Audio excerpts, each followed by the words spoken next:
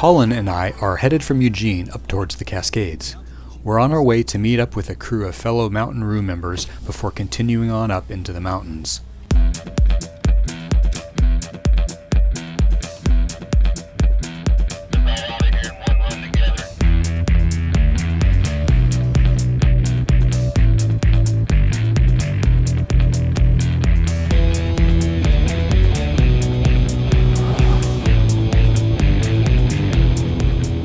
The first snows have arrived in the upper elevations, and we're headed up towards an unmaintained forest road that winds through alpine forests to a high elevation lake and then back down the other side of the mountains into central Oregon. Hopefully this primitive route will provide us with a challenge or two.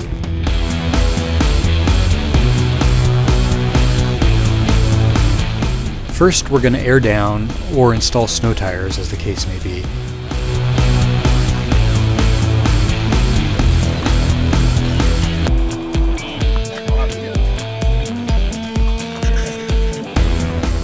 Out of the 7 Subarus on this excursion, 4 have been equipped with the R160 Torq Locker from Torq-Masters. I'm curious to see these in action on the trail.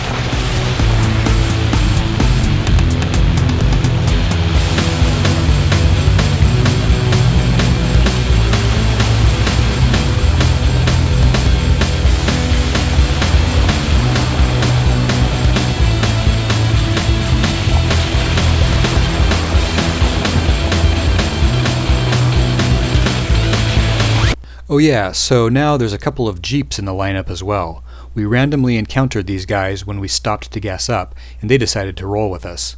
This has now become quite the convoy at 9 vehicles, but it might be interesting to see how the Jeeps and the Torq Locker Subarus compare. It is just beautiful out here. There's a nice layer of fresh snow making everything pretty, but despite the signs that winter is coming, it's still early October and the snow has yet to completely obscure the underlying mud. I don't know how I got this crazy, so many shades, I'm always different, baby. Sometimes it seems like I'm drifting away. I can't tell you how I got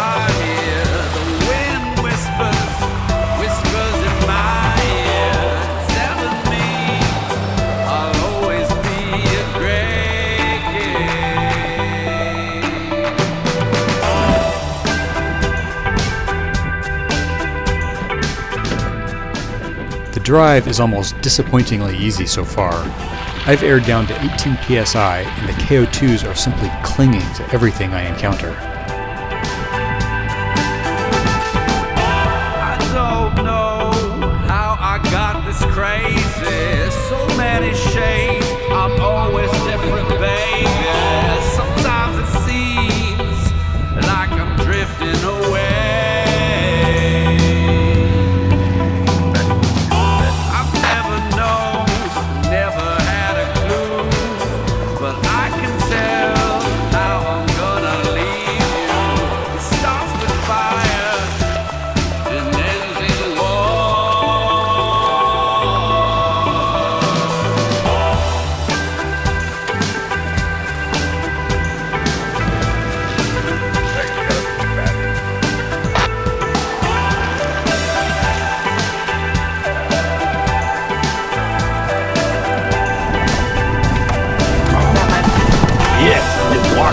Before you'd spend time to take a hit at it.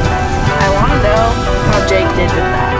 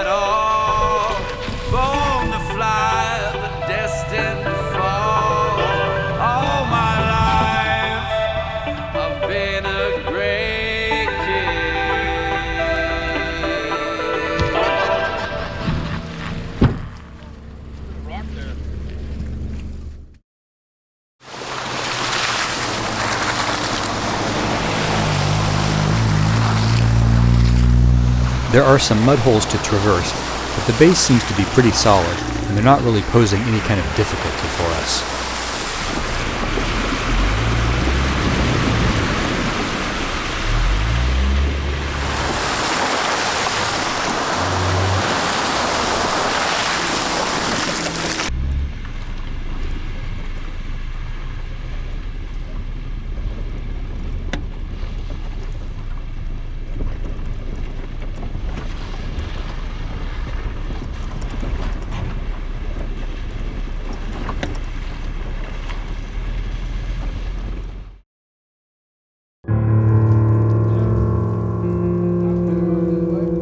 A Forest Service cabin in the middle of nowhere provides a good spot to take a quick break.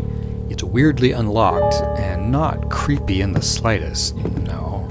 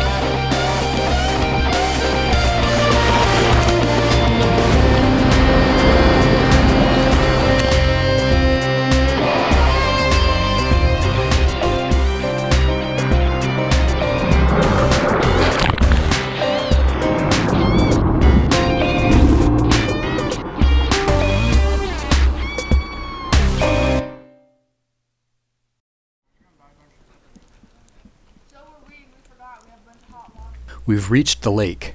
I've been here before in the summer, and it's nice, but with the trees heavily flocked with fresh snow, the scene is simply spectacular. There's nice big rocks to swim on.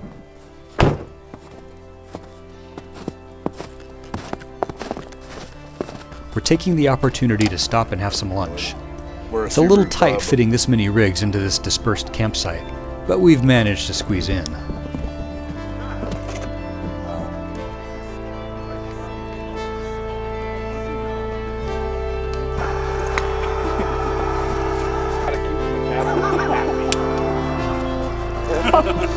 Right.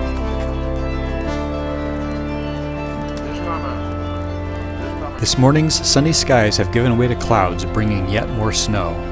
No one's complaining. This is positively enchanting.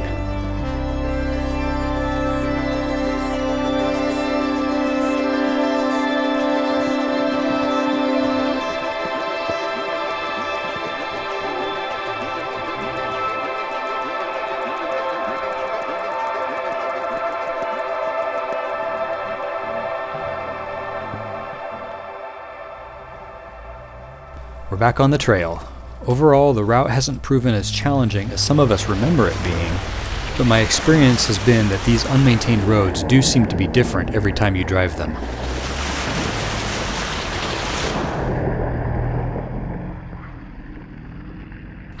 Alright, finally we've run into a tricky spot. The video doesn't do it justice, of course, but this is a pretty steep climb that is well rutted with fairly deep holes.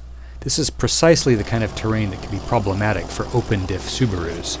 You get one wheel deep into a rut and another perched on a high point, and suddenly you've got a couple of wheels in the air spinning helplessly. I'm the first guinea pig to take a shot at it. I have no Torq Locker in my 2012 Forester. I'm trying to take a line that minimizes wheel lift, but a certain amount is unavoidable on ruts like this. I do lose some forward momentum as my Forester hesitates, but eventually the traction control applies some braking to the lifted wheels, and the grounded wheels then receive enough power to get me up the hill. Let's see how this Jeep fares.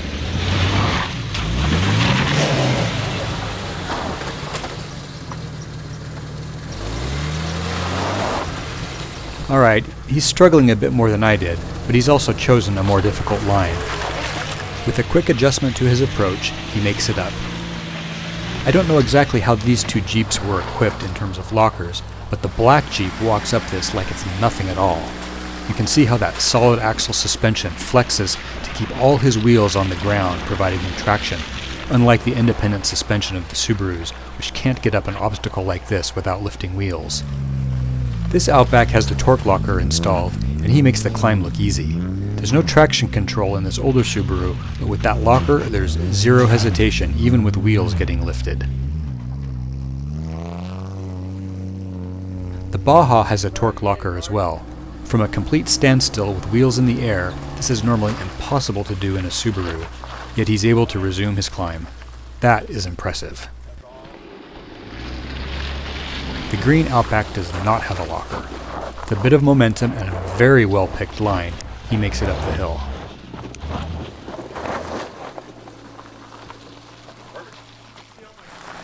This Crosstrek is the newest Subaru out here and is equipped with the Torq Locker. In spite of lifting wheels left and right, he walks right up without any fuss.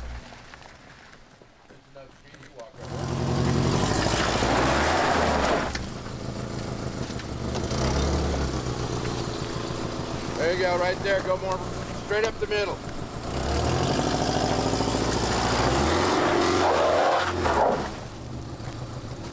This first-gen Forester is completely stock, no locker, and demonstrates perfectly how difficult an obstacle like this can be for a Subaru. Okay, stop.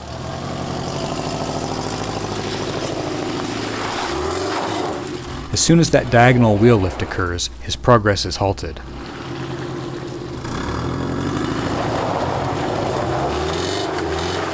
Stop, back up.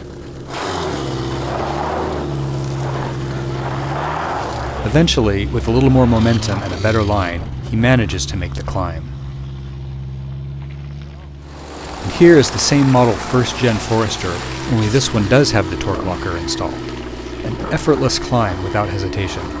The difference between these two Foresters is dramatic. I have to admit, I wasn't sure if the Torq Locker was something I needed to consider, but after what I've witnessed here today, I'm starting to think this may be a worthwhile addition to my Forester after all.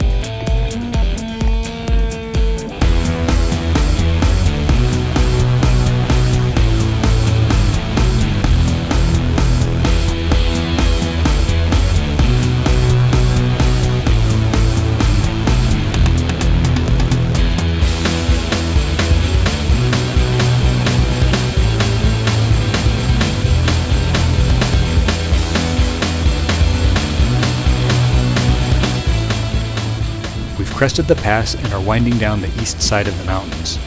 The snow diminishes as we descend.